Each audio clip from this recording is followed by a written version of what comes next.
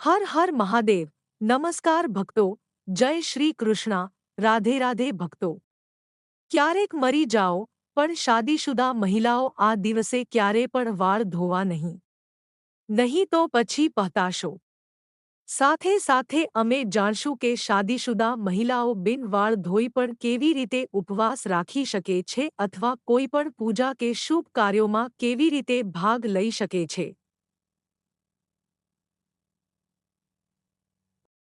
આ સાથે અમે જાણશું મહિલાઓની કેટલીક એવી ભૂલો વિશે જેના કારણે ઘરમાં બરબાદી આવે છે. તો પૂરી માહિતી માટે વિડિયો આખો જોવા ભૂલશો નહીં. અને ભક્તો, સાચી શ્રદ્ધા સાથે કમેન્ટ્સ બોક્સમાં જય માં લક્ષ્મી, હર હર મહાદેવ જરૂર લખજો. ભક્તો, આપણા હિન્દુ ધર્મના શાસ્ત્રોમાં ઘણા પરંપરાઓ અને રિવાજોને ખાસ મહત્વ આપવામાં આવે છે. લગ્ન, વિવાહ અને અંતિમ સંસ્કાર સિવાય પણ ઘણી એવી પરંપરાઓ ભારતીય સનાતન હિન્દુ સમાજમાં આજ સુધી જળવાઈ છે, જેને દરેક ભારતીય પુરુષ કે સ્ત્રી અનુસરે છે.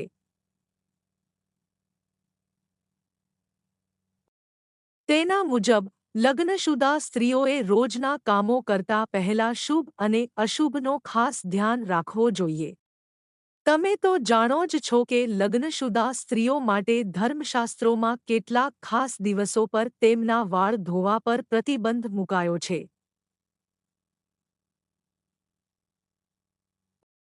સપ્તાહમાં કેટલાક ખાસ દિવસો જો લગ્નશુદા સ્ત્રીઓ પોતાના વાળ ધોઈ લે તો તેમના પતિ પર અડચણ આવી શકે છે. એટલું જ નહીં, સંતાન અને પરિવારને પણ કષ્ટ થઈ શકે છે. તો ભક્તો, ચાલો અને સાંભળીએ ગુરુજી શું કહે છે આ વિશે. પણ તે પહેલા, જો તમે પણ ઈચ્છો છો કે લક્ષ્મી માતાનું આશીર્વાદ તમારું હંમેશા સાથ આપે, તો આ વિડિયોને એક લાઇક કરો અને તમારા પોતાના ચેનલ વિચાર શ્રેણીને સબસ્ક્રાઇબ કરો અને કમેન્ટ બોક્સમાં જરૂર લખજો જય લક્ષ્મી માતા. ભક્તો, આ વિડિયોમાં આપણે જાણશું કે કયા ખાસ દિવસે લગ્નશુદ્ધ સ્ત્રીઓએ વાળ ધોવા જોઈએ. તો ચાલો, તમે પણ જાણો કયા દિવસે લગ્નશુદ્ધ સ્ત્રીઓ વાળ નહીં ધોય અને કયા દિવસે જરૂર ધોય. પણ ભક્તો, આગળ વધતા પહેલા વિનંતી છે કે વિડિયોને લાઇક કરો અને જો તમે હજી સુધી તમારું પોતાનું ચેનલ વિચાર શ્રેણીને સબસ્ક્રાઇબ ન કર્યું હોય તો કૃપા કરીને સબસ્ક્રાઇબ કરી કમેન્ટ બોક્સમાં જય માતા લક્ષ્મી જરૂર લખજો. ભક્તો, સૌપ્રથમ વાત કરીએ બુધવારની. બુધવારે ખાસ કરીને કુંવારી છોકરીઓએ વાળ ધોવા જોઈએ નહીં. જો કોઈ કુંવારી છોકરી બુધવારે વાળ ધોય છે, તો તેના ભાઈ પર મોટી મુશ્કેલી આવી શકે છે, જે તમે વિચાર પણ નહીં શકો. એટલે શક્ય તેટલું બુધવારે કુંવારી છોકરીઓએ પોતાના વાળ ન ધોવા. બીજું વાત એ છે કે ભક્તો, ગુરુવારના દિવસે, ખાસ કરીને જેમને લગ્ન થયા હોય, એ સ્ત્રીઓએ પોતાના વાળ ન ધોવા જોઈએ. એવું માનવામાં આવે છે કે ગુરુવારે વાળ ધોવાથી પતિની આયુષ્ય ઘટે છે. લગ્નશુદા સ્ત્રીઓએ ગુરુવારે વાળ ધોવા, નખ કાપવા કે વાળ કાપવા પણ ટાળવા જોઈએ. આ દિવસે ઘરમાં પોણહા લગાવવી પણ યોગ્ય નથી અને કપડાં ધોવા પણ ન જોઈએ. જો તમે આ બધું કરો છો તો તમારા પરિવાર પર મોટો અડચણ આવી શકે છે. ભક્તો, મનાય છે કે સોમવારે જો કોઈ વિવાહિત સ્ત્રી તેના વાળ ધોય છે, તો તેના બાળકો પર કોઈ મોટું સંકટ આવી શકે છે અને પરિવારને આર્થિક મુશ્કેલીઓનો સામનો કરવો પડી શકે છે. એટલે કહેવામાં આવે છે કે વિવાહિત મહિલાઓ સોમવારે વાળ ધોવાથી બચવું જોઈએ. પરિવારને મુશ્કેલીઓથી બચાવવા માટે આ નિયમોનું પાલન કરવું જરૂરી છે. હવે પ્રશ્ન ઉઠે છે કે વાળ ધોવાનો સાચો દિવસ કયો છે? ભક્તો, શુક્રવારે સ્ત્રીઓએ વાળ જરૂર ધોવા જોઈએ. આવું કરવાથી ઘરમાં સમૃદ્ધિ અને ખુશહાલી વધે છે. શાદીશુદા મહિલાઓ શુક્રવારે વાળ ધોવે છે, તો તેમના પતિ ધનવાન બનવાની શક્યતા વધે છે. જો કોઈ કારણસર તમે વાળ ધોઈ ન શકતા હો અને તમને કોઈ શુભ કાર્ય, પૂજા કે વ્રતમાં જોડાવું હોય, તો તમે જોડાઈ શકો છો. બસ તેની માટે તમારે તમારી માંગમાં સિંદૂર લગાવવો પડશે. શાસ્ત્રો પ્રમાણે, શાદીશુદા મહિલાઓની માંગને ગંગા સમાન પવિત્ર માનવામાં આવે છે. જ્યારે મહિલાઓ પોતાની માંગમાં સિંદૂર લગાવે છે, ત્યારે તે માતા પાર્વતીનું માન રાખે છે અને માતા પાર્વતીનો આશીર્વાદ હંમેશા તેમના ઉપર રહે છે.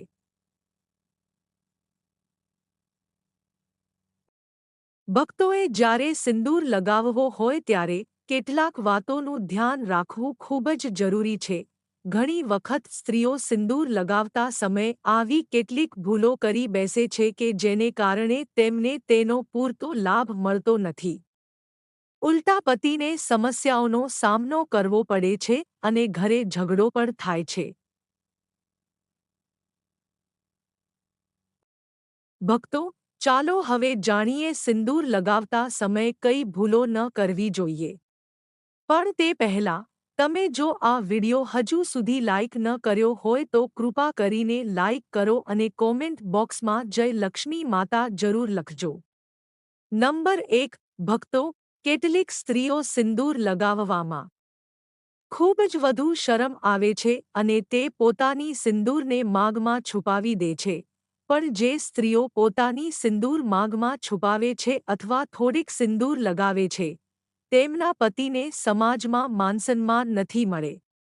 બીજું, ભક્તો, શું તમે જાણો છો કે જે સ્ત્રીઓ પોતાની માગમાં લાંબુ સિંદૂર લગાવે છે, તેમના પતિને સમાજમાં ઘણું જ માનસન્માન મળે છે. દરેક જગ્યાએ તેમના પતિની ઇજ્જત વધે છે અને તેઓ પોતાના જીવનના લક્ષ્યો સરળતાથી પ્રાપ્ત કરવામાં સફળ થાય છે. સિંદૂર લગાવવાનો સાચો રીત પણ ખૂબ જ મહત્વપૂર્ણ હોય છે. જ્યારે લગ્નશુદા હોય, સ્ત્રીઓ જ્યારે સિંદૂર લગાવે તો સૌપ્રથમ પોતાની સિંદૂરની ડબ્બી માથા સાથે ઊવી લેવી જોઈએ. આવું કરવાથી માતા પાર્વતીનો આશીર્વાદ મળે છે. ત્યારબાદ જ સિંદૂર પોતાની માગમાં લગાવવો. આ રીત માત્ર પવિત્ર જ નહીં, પણ તમારા જીવનમાં સુખ સમૃદ્ધિ અને તમારા પતિના જીવનમાં સફળતા લાવે છે. ત્રીજું, વહેલીન સ્ત્રીઓ માટે સિંદૂર લગાવવાનો સાચો રીત બહુ જ મહત્વનો માનવામાં આવે છે. હંમેશા નાકની સીધી રેખા પર જ સિંદૂર લગાવવો જોઈએ. કેટલીક સ્ત્રીઓ વાંકડો માગ કાઢીને સિંદૂર લગાવે છે, જે શાસ્ત્રો અનુસાર યોગ્ય નથી માનવામાં આવતું. આવું કરવાથી તેમના પતિ તમે મુશ્કેલીઓનો સામનો કરી શકો છો અને તમારા જીવનના લક્ષ્યો હાંસિલ કરવામાં સફળ ન થઈ શકો. એક બીજું ધ્યાનમાં રાખવું કે ક્યારેય નહાવ્યા વગર સિંગાર ન લગાવો. સાથે જ કોઈ બીજી મહિલાથી સિંગાર લગાવવાથી પણ બચજો. જ્યારે પણ સિંગાર લગાવો ત્યારે માતા પાર્વતીનો ધ્યાન જરૂર રાખો. માતા પાર્વતીનો આશીર્વાદ જ દરેક લગ્નશુદા સ્ત્રીને અખંડ સૌભાગ્યનો ભેટ આપે છે. નવવિવાહિત સ્ત્રીઓ માટે ખાસ સલાહ છે કે જે સિંગાર તેમને લગ્ન સમયે મળ્યું છે તેને સાચવીને રાખો અને થોડા સમય સુધી નિયમિત રીતે લગાવતા રહો, ખાસ કરીને કોઈ પૂજા કે શુભ અવસરે. હા, તે સિંદૂરનો ઉપયોગ જરૂર કરવો. આ સિંદૂર દેવદેવતાઓના આશીર્વાદથી ભરેલું હોય છે અને તેનો ઉપયોગ કરવાથી તમારા જીવનમાં સુખ અને સમૃદ્ધિ રહે છે. ભક્તો, આ વાતોનું ધ્યાન રાખવું દરેક લગ્નશુદા સ્ત્રી માટે ખૂબ જ જરૂરી છે. એક સ્ત્રી જ પોતાના ઘરનું સંભાળ કરતી હોય છે અને તેને પ્રગતિની દિશામાં લઈ જાય છે. પણ જો સ્ત્રીઓ કેટલીક ખોટી આદતો અપનાવે તો તેમના ઘરમાં માતા લક્ષ્મીનું સ્થાન ખાલી થઈ જાય છે. સંસ્કૃત વાસ્તુ અનુસાર કેટલીક બાબતો એવી છે જે સ્ત્રીઓને કદી પણ કરવી ન જોઈએ. નહીંતર તેમના ઘરમાં ગરીબી છવાઈ શકે છે અને હંમેશા પૈસાની કમી રહે છે. તો ભક્તો, આ નિયમોનું પાલન કરો અને તમારા ઘરે ખુશહાલી અને સમૃદ્ધિ લાવો. આવો જાણીએ સનાતન વાસ્તુ અનુસાર સ્ત્રીઓ કોઈ ભૂલો ભૂલતા પણ નહીં કરવી જોઈએ. નંબર 1. જો સ્ત્રીઓ ઘરમાં પોતે ઝાડુઓ લગાવે તો આ કામ હંમેશા સૂર્યોદયથી પહેલા કરવું જોઈએ. સૂર્યોદય પછી ઘરની સફાઈ કરવાથી ઘરમાં ગરીબી આવે છે. નંબર 2. ભક્તો, ઘરની સફાઈ કરવી જેટલું જરૂરી છે તેટલું જ જરૂરી છે સફાઈ પછી યોગ્ય નિયમોનું પાલન કરવું. કોઈ પણ મહિલા જ્યારે ઘરની સફાઈ કરે તો તેને તરત જ સ્નાન કરવું જોઈએ. એવું કહેવાય છે, સફાઈ કર્યા પછી વાંધો ન ધોઈને રહેવાથી ઘરમાં દારિદ્ર્ય આવી શકે છે. નહાવા પછી ભગવાનનું ધ્યાન જરૂર કરવું, ભગવાનને પ્રાર્થના કરવી અને પ્રસાદ અર્પણ કરવો. ખાસ કરીને જ્યારે તમે માતા લક્ષ્મીને પ્રસાદ ચઢાવી રહ્યા હો ત્યારે આ વાત ધ્યાનમાં રાખો કે પ્રસાદ ચઢાવવા પહેલાં કંઈ પણ ન ખાવું. જો તમે પહેલાં કંઈ ખાઈ જશો તો માતા લક્ષ્મી રોષિત થઈ શકે છે. ત્રીજું, સૂર્ય અસ્ત થયા પછી વાળમાં કાંઘી કરવાથી સનાતન વાસ્તુ દોષ વધે છે. સાંજમાં વાળમાં કાંઘી કરવાથી બચવું જોઈએ, આથી માતા લક્ષ્મી રોષિત થઈ શકે છે.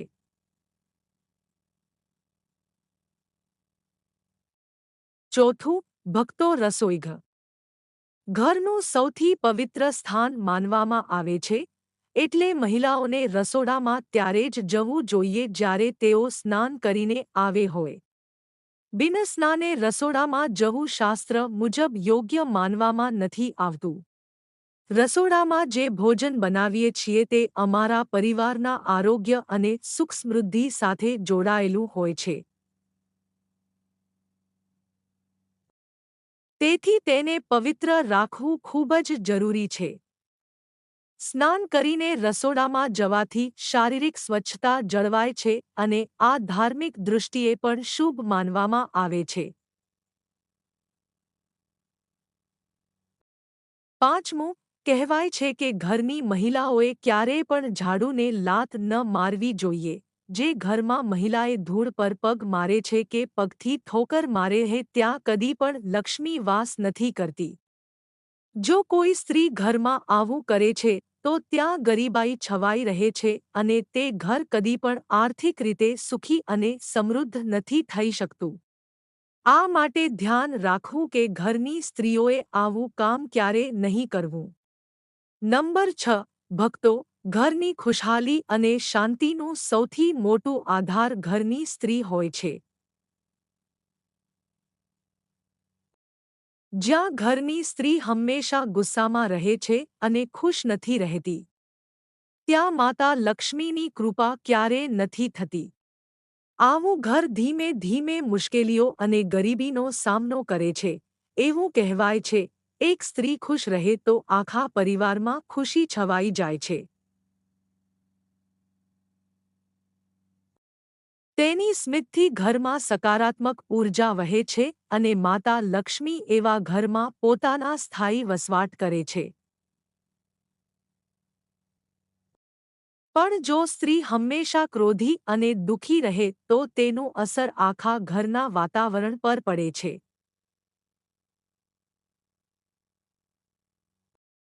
એટલે સ્ત્રીઓએ હંમેશા ખુશ રહેવાની અને ઘરમાં શાંતિ જાળવવાની કોશિશ કરવી જોઈએ. પરિવારના સભ્યો પણ ધ્યાન રાખે કે ઘરની સ્ત્રીને ખુશ રાખે જેથી માતા લક્ષ્મીનો આશીર્વાદ આખા પરિવાર પર યથાવત રહે. નંબર 7. ભક્તો, કોઈને પણ પોતાની સિંદૂરદાની ક્યારેય દાન ન આપવી. વિવાહી સ્ત્રીઓ ક્યારેય પોતાનું સિંદૂર જે ડબ્બામાં રાખે છે તે ક્યારે પણ કોઈને નહીં આપવું. અને જ્યારે સિંદૂર લગાવવો હોય ત્યારે હંમેશા એકલા જઈને લગાવો કે પછી માથા પર પલ્લો નાખીને જ લગાવો, નહીંતર નજર લાગી શકે છે અને સંબંધો થઈ શકે છે.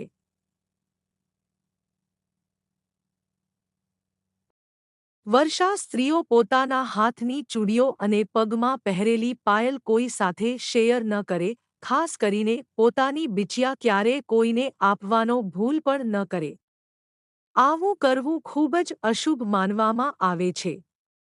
એ રીતે માથાની બિંદી પણ ક્યારે કોઈને આપવી નહીં. આ ભૂલ ખાસ કરીને લગ્નશુદા સ્ત્રીઓ માટે નથી. જો તમે તમારા પગમાં પહેરતી બિયા, પાયલ કે બિંદી કોઈ સાથે શેર કરો કે આપો તો તમારા પતિને કષ્ટ થાય છે. નંબર 8. ભક્તો, ઘરના પવિત્રતા અને સફાઈનો માતા લક્ષ્મીની કૃપા સાથે ગાઢ સંબંધ છે. ખાસ કરીને ઘરના સ્ત્રીઓએ ધ્યાનમાં રાખવું જોઈએ કે રાત્રે રસોડામાં ક્યારેય પણ ગંદા ન રાખવા જોઈએ. આ આદત ઘરના સુખ સમૃદ્ધિ પર ખરાબ અસર કરી શકે છે. ઘણીવાર જોવામાં આવ્યું છે કે મહિલાઓ તવા, ઢકણી કે અન્ય ગંદા રસોડામાં રાખીને સૂઈ જાય છે. આવું કરવું બિલકુલ યોગ્ય નથી. શાસ્ત્રોમાં ઘરમાં ખોટા બર્તન નેગેટિવિટી લાવે છે અને માતા લક્ષ્મી એવો ઘર છોડીને જાય છે. આવું ઘરમાં ગરીબી અને દુઃખદાયી વાતાવરણ બની શકે છે. રાત્રે સૂવા પહેલા કિચન સાફ કરવું અને બરતન ધોવા રાખવા ખૂબ જ જરૂરી છે.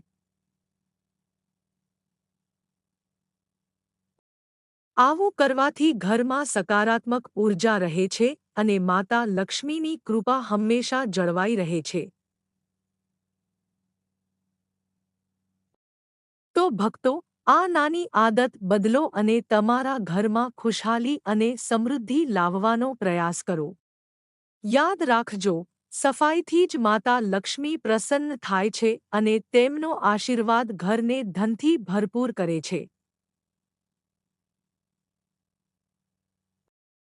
મિત્રો, આ વાત તમામ માહિતી જનરલ રુચિનું ધ્યાનમાં રાખીને આપી રહી છે. જ્યોતિષ અને ધર્મના ઉપાય તમારા આસ્થા અને વિશ્વાસ પર અજમાવો. અમારી વિડિયોની મકસદ ફક્ત તમને સારી સલાહ આપવાનો છે. આ સંદર્ભમાં અમે કોઈ પણ પ્રકારનો દાવો નથી કરતા. તો મિત્રો, આજની અમારી વિડિયો તમને કેવી લાગી? અમને કમેન્ટ કરીને જણાવો. જો તમને અમારી વિડિયો સારી લાગી હોય તો કમેન્ટ બોક્સમાં જય માં લક્ષ્મી જરૂર લખજો અને તમારું પોતાનું ચેનલ વિચાર શ્રેણી સબસ્ક્રાઇબ કરવાનું ભૂલશો નહીં. તો મિત્રો, મળીએ આગળની વિડિયોમાં નવી માહિતી સાથે. ત્યાં સુધી માટે જય શ્રી રામ, મિત્રો.